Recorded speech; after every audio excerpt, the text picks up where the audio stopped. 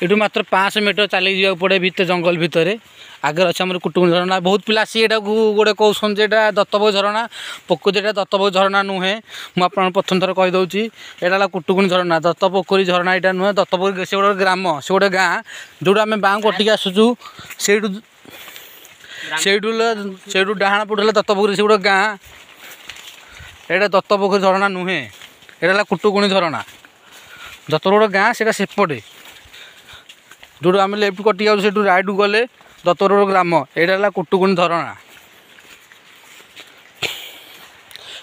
जी भी दत्तपुर लिखुची से भूल धारणा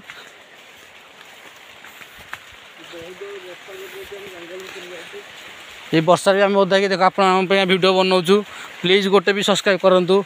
लाइक कमेंट शेयर निश्चय करूँ आप सांग पाखक देखो वर्षा बहुत जोर हो देखो गोटे पहाड़ देखु प्लीज प्लीज सब्सक्राइब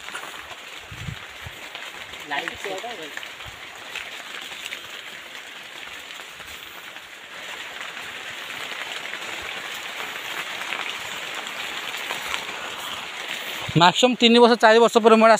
रास्ता ठीक से मन ही पड़ूनी मोर